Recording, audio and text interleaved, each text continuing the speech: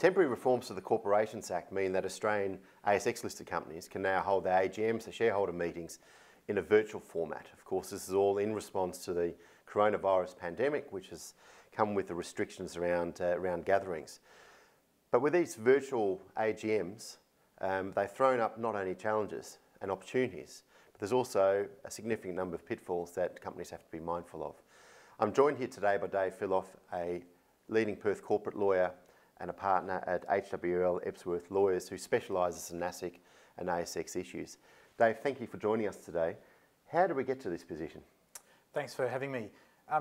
Look, as you mentioned in the intro, it certainly has come from the pandemic and the restrictions imposed by government in terms of organising gatherings and just the social distancing restrictions that have been around now for some time.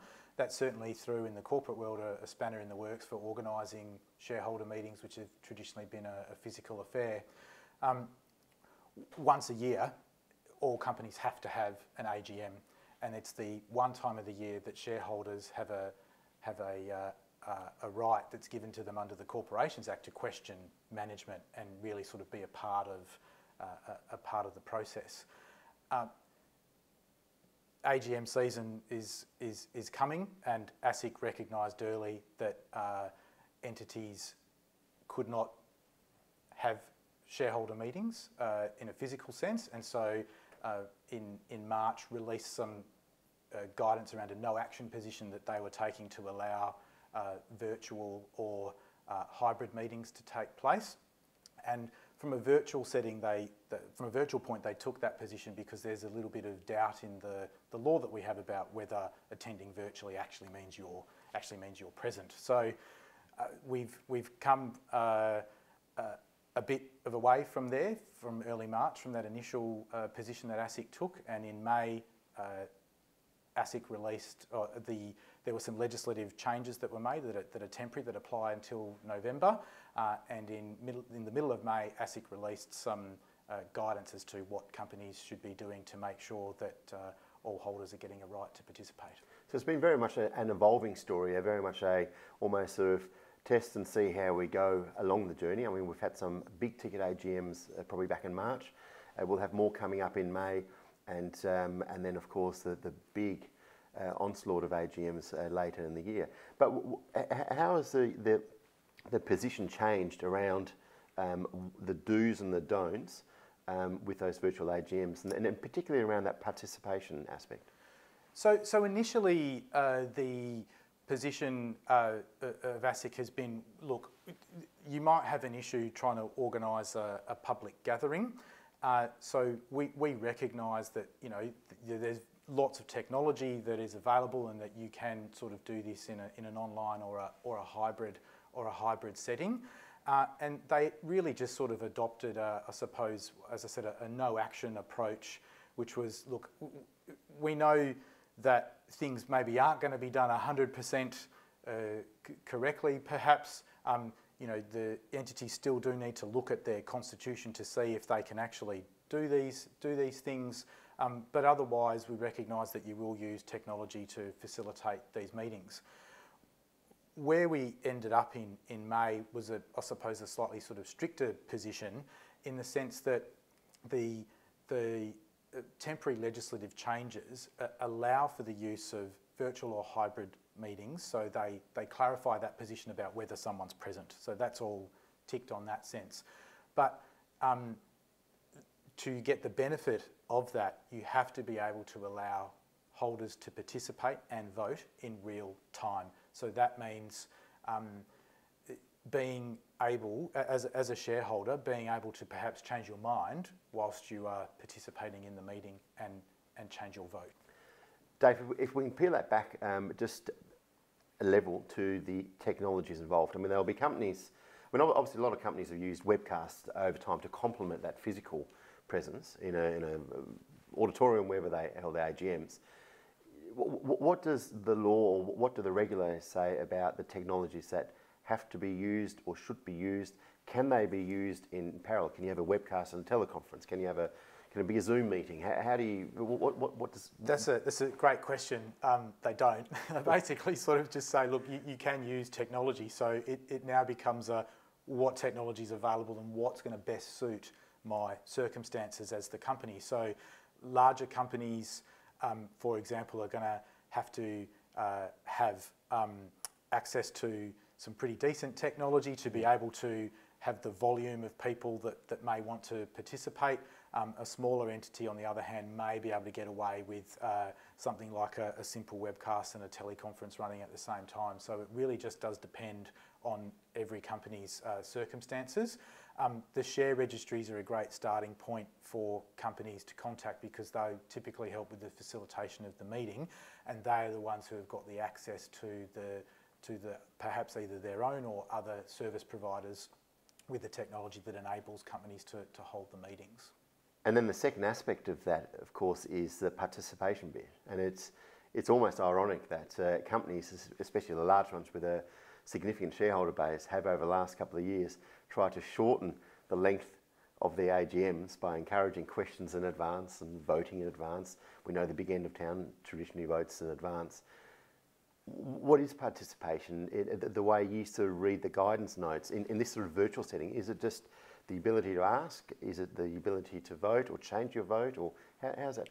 It's all those things, Pete. Yeah, it is being able to, as the sort of regulations describe it, participate in real time, and the guidance makes reference to being able to observe and listen to debate. So use the technology that's available for shareholders to listen in, hear what's being said, or debate on a resolution, and then perhaps change their minds. They might have wanted to vote yes on something, they might now want to change their mind and vote no, or vice versa. That is what it's getting at, because it is as if you were actually at the meeting going to put your hand up. For many companies, this will be completely uncharted territory, and I can see the technical challenges that could emerge. Where's sort of the liability here? Is it the company? Is it the share registry? Is it the service provider engaged maybe by the share registry? I mean, how do we make sure it doesn't work? And how do you prepare? That's another great question. I think plan is one of the key messages that companies should be taking away. We don't really, I suppose, know yet how well this is going to work, and there's certainly a bit of a sort of a wait and see approach. Technology, as we know, isn't perfect and might fail. The guidance makes reference to effectively sort of making sure that you've done enough, had a look, planned, tested it for perhaps volume of participation. And then have some contingency plans or abilities to be able to get messages out if you do have a tech failure. Ultimately, where that liability lies is something that's going to be part of the agreements and arrangements with the company, perhaps the share registry and the service provider. On a worst case scenario basis, if your tech fails, you might well have to adjourn your meeting for a longer period of time than just an hour or whatever it might be to try and get the technology issue sorted. That may then lead companies to have missed a statutory deadline. They've got to go to ASIC to see if they can get that extended and not have any ramifications come from that.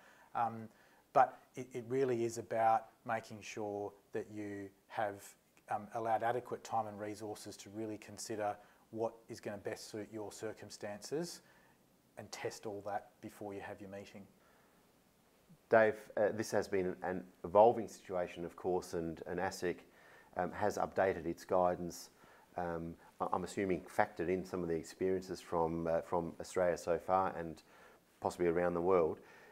Also get the sense, and it seems to be a sense around the business community, that the tone from the regulator has been quite conciliatory. I mean, they are genuinely here to help. They understand that this is for many companies going to be a new world, and if you have best intent, you might avoid any sort of punishment if it goes wrong. Is that sort of the sense that you get? Yeah, look, I think so. They've been really, really good. They were quick to pick up the issues early on and release that no action position and give companies the most confidence that ASIC could give with the the restrictions that sort of it has with its toolbox, but it has gone out and done everything I think that it possibly can to allow meetings to continue, sort of commerce to continue in a sense. But whilst also still retaining that position of, guys, just because we've taken this no action position, it doesn't mean you can go carte blanche and do what you want. We are still going to turn up. We can potentially turn up to your meetings and observe. And I think part of that will go a long way into hopefully seeing that these legislative changes stay for good. If things are run well, there'll always be teething issues, of course, but we've got a great opportunity now to be able to have access to and changes to our law to allow this technology to be used all the time. And AGMs are traditionally, of course, fairly friendly affairs. But the same rules around sort of those virtual meetings will apply for contested shareholder meetings as well. I'm thinking 249s or contested corporate transactions, or where there's sort of stoushes between shareholder groups and boards. That's probably when you want to be really careful, make sure your systems work and everything's absolutely tickety-boo. Absolutely. Those are the sorts of things, again, as I sort of said earlier, you really need to engage early, allow adequate time and resources to get yourself prepared and test whatever technology it is you choose that you're going to use to make sure that you're going to be able to hold a meeting in the way that allows shareholders the maximum participation. So there's lots of things that companies are doing. Certainly one of them is give us your questions early. So everybody, give me your questions early. You can look at them, you can then group them together, and you can tell shareholders we had a lot of questions about this topic, so this is our response. We had some about this topic, but we don't feel like we need to respond to that, or this is why we're not responding to that. Just have to be transparent about what's going on. As for running a contested meeting, certainly you'd want to have really, I would expect access to the better technology that's available. That's going to come at a cost, of course, and that cost is just a function of the pandemic, I think. There was never really the need before for this, but because for that technology, it was available as an option to companies who were able to use technology as part of their meetings, but to have one wholly virtually now, we're in a different situation, because you need to be able to give people, whilst they're sitting and engaged in the meeting, looking at their screens, the ability to go yes or no when a vote is called on a poll, or the ability to ask a question, and that might be via a chat service or some other method. But provided you do all those things, I think in a contested context, it